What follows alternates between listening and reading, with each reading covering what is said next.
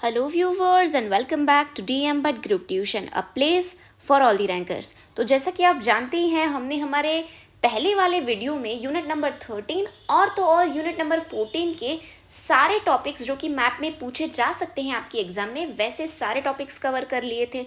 तो आज इस वीडियो में हम यूनिट नंबर 15 और तो और यूनिट नंबर 18 इन दोनों ही चैप्टर के मैप वाले जो पॉइंट्स हैं वो कवर कर लेंगे, ताकि इनमें से अगर कोई भी आपके एग्जाम में आता है तो आपको बिल्कुल भी परेशानी ना हो। तो चलिए आज हम स्टार्ट करते हैं यूनिट नंबर 15 से। तो यहाँ पर आप देख सकते हैं कि मैंने एक लाइट ब्लू स्केच पेन से इंडिया में जितने भी फेमस लेक्स लोकेटेड है उनको मैंने हाईलाइट किया है। तो अगर इनमें से कोई आपके एग्जाम में आता है तो आपको बिना डरे उसे आसानी से लोकेट कर देना है। तो एक के बाद एक सारे मैप्स हम देखेंगे। सबसे पहले हम बात करते हैं वुलर लेक की। तो वुलर लेक जो है उसको आपको कहाँ दर्शाना है, तो उसको आपको जम्मू एंड कश्मीर में कुछ इस साइड, जम्मू एंड कश्मीर की थोड़ी सी बॉटम में आके लेफ्ट की साइड जाकर कुछ यहाँ पर दर्शाना है। तो वुलर लेक की बात तो हो गई कि आप उसे जम्मू एंड कश्मीर में दर्शाएंगे। उसके बाद हम बात करते हैं सांबर लेक की। तो सांबर लेक जो है उसको अगर आपको दर्शाना है तो उसे आप आसानी से राजस्थान में दर्शा सकते हैं। ये देखिए राजस्थान जो है उसके कुछ इस तरीके से यहाँ पर राइट साइड पर आप एक डॉट के जरिए सांबर लेक जो है उसको भी आसानी से लोकेट कर सकते हैं। उसके बाद बात आती है ढेबर लेक की। तो ढेबर लेक जो है उसको भी आप काफ़ी इजीली लोकेट कर सकते हैं राजस्थान में ही। सांबर लेक और ढेबर लेक दोनों जो है लेक्स वो राजस्थान में ही आते हैं, तो इजीली आप इन दोनों को याद कर सकते हैं। तो अगर आपको ढेबर लेक पूछा गया है अपनी एग्जाम में तो आपको कुछ नहीं करना है, आपको जो राजस्थान वाला एरिया है उसके सबसे नीचे जाके एक पॉइंट बना के ढेबर लेक को आसानी से लोकेट कर देना है। तो देखिए ये तीन चीज़ें हमने कवर कर ली है। सबसे पहले वुलर लेक अगर आपको पूछा जाता है तो आपको उसे जम्मू एंड कश्मीर के थोड़ा सा नीचे आके आप बॉटम में आइए और लेफ्ट हैंड साइड पे एक डॉट करके उसे लोकेट कर दीजिए। अगर आपको सांबर लेक पूछा गया है तो राजस्थान में आप उसे कुछ मिडिल की साइड पे से अगर आप राइट में जाएंगे तो वहाँ पर एक डॉट करके आपको वहाँ पर सांबर लेक जो है उसे दर्शा देना है। अगर ढेबर लेक की हम बात करें तो ढेबर लेक जो है उसे आपको राजस्थान के एकदम बॉटम वाले एरिया में लोकेट कर देना है। तो इस तरीके से ईजिली आप ये तीनों लेक्स जो हैं उनको लोकेट कर सकते हैं अपने पॉलिटिकल मैप पे। चलिए उसके बाद बात करते हैं कोलेरू लेक की। कोलेरू लेक जो है वो उसको आप कहाँ दिखा सकते हैं, तो ये वाला जो लेक है उसको आप कुछ इस साइड, ये देख सकते हैं आप, ये वाली जो साइड है इस साइड आंध्र प्रदेश में आप उसे आसानी से लोकेट कर सकते हैं। तो ये आंध्रा वाला जो रीजन है, उस आंध्र प्रदेश वाला जो रीजन है उसमें आप आसानी से कोलेरू लेक को लोकेट कर सकते हैं। तो ये तो बात हो गई कोलेरू लेक की। तो उसके बाद हम आते हैं पुलिकेट लेक पे। पुलिकेट लेक भी आंध्र प्रदेश में ही पड़ता है। तो पुलिकेट लेक को अगर आपको लोकेट करना है तो कुछ भी नहीं करना है। ये जो आंध्र प्रदेश वाला ये पूरा एरिया, ये देख रहे हैं आप, ये पूरा एरिया किसका है, ये पूरा एरिया है आंध्र प्रदेश का। तो आंध्र प्रदेश वाले एरिया में एकदम नीचे की साइड आकर यहाँ पर राइट हैंड साइड एक छोटा सा डॉट करके आपको पुलिकेट लेक जो है उसको भी आसानी से लोकेट कर देना है।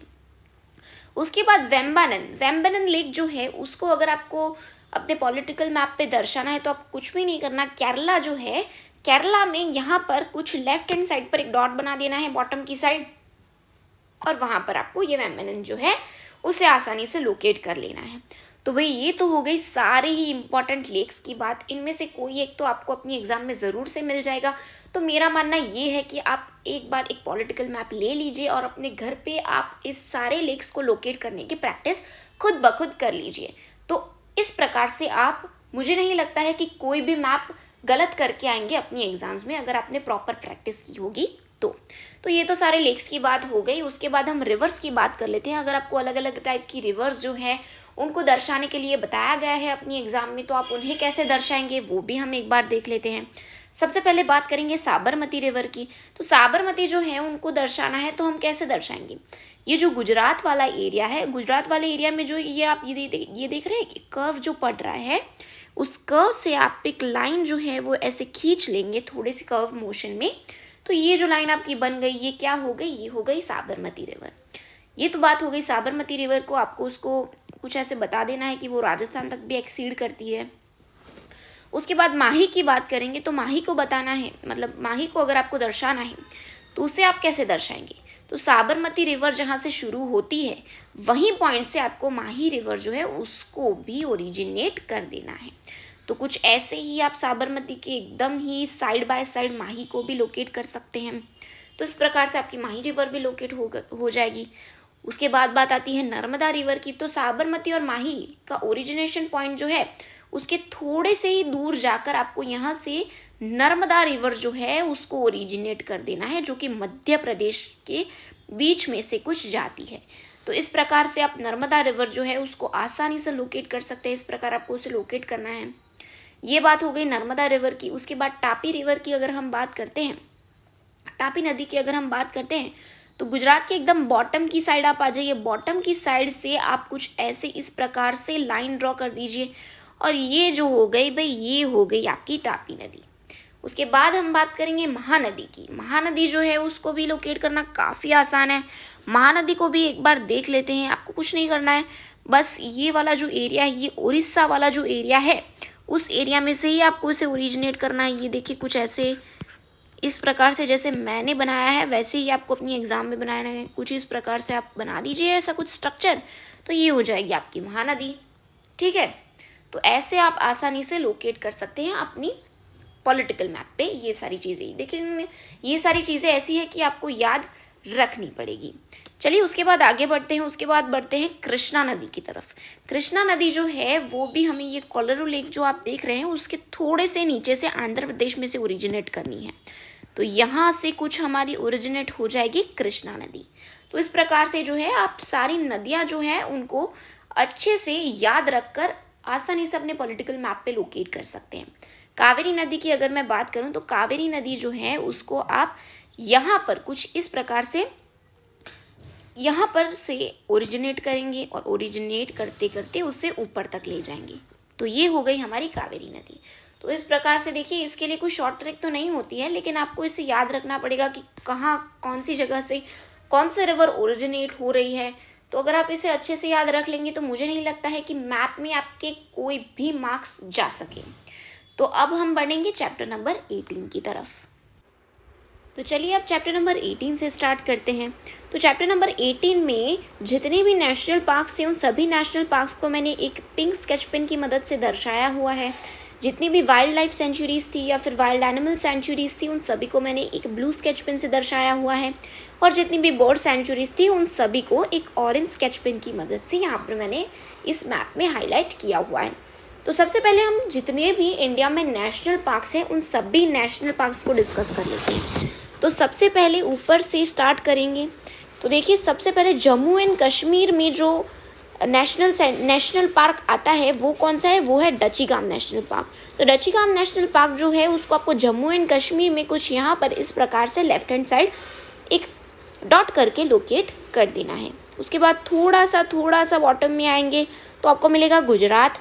गुजरात जो है उसमें गुजरात की बॉटम की साइड एक डॉट करके आप वेलावदर नेशनल पार्क जो है, वेलावदर नेशनल पार्क को इजीली लोकेट कर सकते हैं। फिर अगर आपको काजीरंगा नेशनल पार्क पूछा गया है तो वो याद करना काफ़ी ज़्यादा आसान है। और काजीरंगा नेशनल पार्क एक टाइप का इम्पॉर्टेंट लोकेशन है, तो आप इसे तो ज़रूर से याद करिएगा। अगर आपको काजीरंगा नेशनल पार्क पूछा गया है तो आसाम की, ये देखिए ये वाला पार्ट जो है वो पूरा आसाम का पार्ट है। और अगर आपको आसाम में काजीरंगा नेशनल पार्क दिखाना है तो आपको आसाम के सेंटर में एक डॉट करके आसानी से काजीरंगा नेशनल पार्क को दिखा देना है। तो काजीरंगा नेशनल पार्क आप कहाँ पर लोकेट करेंगे, तो भाई आसाम के सेंटर में लोकेट करेंगे। उसके बाद अगर आपको कान्हा नेशनल पार्क को अगर आपको लोकेट करना है तो एमपी यानी कि मध्य प्रदेश में कुछ उसकी बॉटम की साइड यहाँ पर आप कान्हा नेशनल पार्क जो है उसको आसानी से लोकेट कर सकते हैं। फिर बात आती है संजय गांधी नेशनल पार्क की। तो संजय गांधी नेशनल पार्क को आप आसानी से महाराष्ट्र में लोकेट कर सकते हैं। महाराष्ट्र की थोड़ी सी टॉप लेफ्ट साइड में कुछ यहाँ पर एक डॉट करके आप संजय गांधी नेशनल पार्क जो है उसको भी इजीली दर्शा सकते हैं। उसके बाद सिमलीपाल नेशनल पार्क को अगर आपको दर्शाना है तो सिमलीपाल नेशनल पार्क को आप उड़ीसा के कुछ राइट हैंड साइड में जाकर एक डॉट करके कुछ यहाँ पर जहाँ पर मैंने दर्शाया है वैसे आप दर्शा सकते हैं। तो ये बात हो गई सिमलीपाल की। उसके बाद हम आते हैं कुछ यहाँ पर नीचे की साइड बॉटम में अगर आपको बंदीपुर नेशनल पार्क को दर्शाना है तो बंदीपुर नेशनल पार्क आप इजीली ये जो कर्नाटक स्टेट है, देखिए मैं यहाँ पर लिख लेती हूँ, कर्नाटक जो स्टेट है पूरा आप समझ लीजिएगा, कर्नाटक जो स्टेट है उसके एकदम बॉटम की साइड जाकर कुछ यहाँ पर लोकेट कर दूंगी तो इजीली जो है आपका बंदीपुर नेशनल पार्क जो है वो यहाँ पर लोकेट हो जाएगा। उसके बाद देखिए, उसके बाद सारे वाइल्ड लाइफ सेंचुरीज़ जो हैं वो वाइल्ड लाइफ सेंचुरीज़ की हम बात कर लेते हैं। तो वाइल्ड लाइफ सेंचुरीज़ जो हैं वो मैंने एक ब्लू स्केच पेन की मदद से दर्शाई हुई हैं, तो वो सारी एक बार देख लेते हैं। सबसे पहले बात करेंगे राजाजी वाइल्ड लाइफ सेंचुरी की।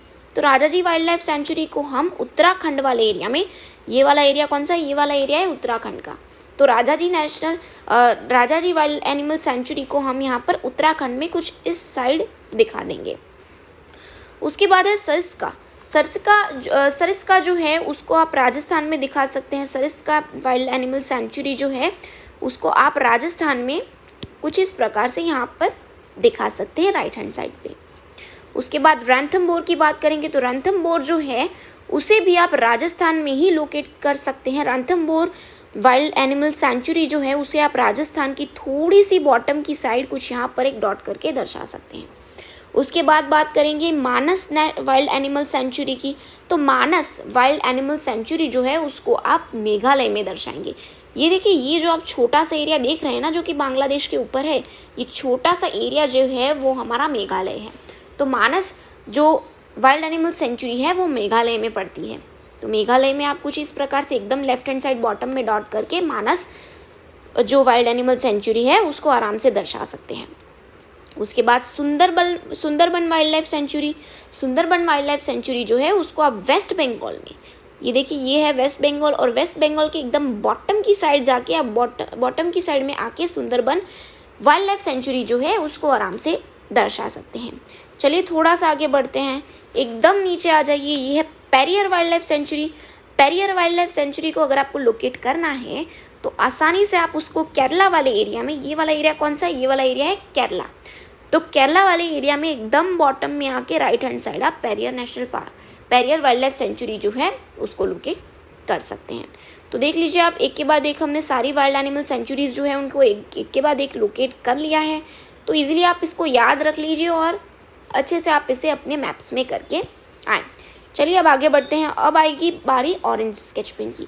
तो हमारी जो ऑरेंज स्केच पेन है उस ऑरेंज स्केच पेन से हमने सारी ही बर्ड सेंचुरीज़ को लोकेट किया है। तो चलिए एक के बाद एक सारी जो बर्ड सेंचुरीज़ हैं जो कि इंडिया में हैं उन सभी को देख लेते हैं। तो सबसे टॉप में से शुरू करेंगे। सबसे पहले आती है Keoladeo bird sanctuary. Keoladeo bird sanctuary जो है उसको हम राजस्थान में कुछ यहाँ पर सरिस्का और रणथंभौर के बीच में लोकेट करेंगे।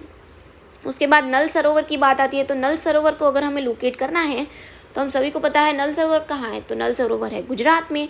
तो गुजरात के कुछ यहाँ पर सेंटर में, एकदम सेंटर में आप नल सरोवर बर्ड सेंचुरी को आराम से दर्शा सकते हैं। उसके बाद थोड़ा सा आगे आएंगे, थोड़ा सा अगर आप आगे आएंगे तो आपको मिलेगा रंगनित्थु बर्ड सेंचुरी। रंगनित्थु बर्ड सेंचुरी जो है उसको आपको कहाँ पर लोकेट करना है, तो उसको आपको कर्नाटक रीजन में यहाँ पर बंदीपुर जो नेशनल पार्क है उसके थोड़े से ऊपर रंगनित्थु बर्ड सेंचुरी जो है उसको आराम से लोकेट कर देना है। उसके बाद क्या है, उसके बाद है वेदांतंगल बर्ड सेंचुरी जो है उस सेंचुरी को आपको कहाँ लोकेट करना है, तो उसको आपको लोकेट करना है तमिलनाडु में। ये वाला जो एरिया है उसको हम तमिलनाडु बोलते हैं। तो तमिलनाडु में आप ये जो वेदांतंगल बर्ड सेंचुरी है उसको ईजीली लोकेट कर सकते हैं, ये तमिलनाडु वाले एरिया में। तो देखिए ये भी सारी बात हो गई हमारी बर्ड सेंचुरी की। तो आप देख सकते हैं कि कैसे एक पूरे मैप में हमने सारी की सारी जो बर्ड सेंचुरीज़ थी, वाइल्ड एनिमल सेंचुरीज़ थी, फिर नेशनल पार्क्स थे, उन सभी को हमने एक के बाद एक देख लिया है। तो देखिए सभी मैप्स हमने क्लियर कर लिए हैं। तो अगर आप इनको अच्छे से करके जाएंगे अपनी एग्ज़ाम में तो मुझे नहीं लगता है कि कहीं पर भी मैप्स में आपके मार्क जा सकें। तो इसीलिए वीडियो अगर आपको रिप्ले करना पड़े तो रिप्ले कीजिए, अगर आपको घर पे प्रैक्टिस करनी पड़े तो 5-6 पॉलिटिकल मैप्स ला के आप घर में प्रैक्टिस भी कीजिए, लेकिन मैप्स में एक भी मार्क छोड़ के आइएगा मत। तो आज के लिए सिर्फ इतना ही। अगर आपको वीडियो पसंद आया हो तो वीडियो को लाइक कीजिएगा, और अगर चैनल पे नए हैं तो चैनल को सब्सक्राइब कीजिएगा। That's it for today. Thank you, bye.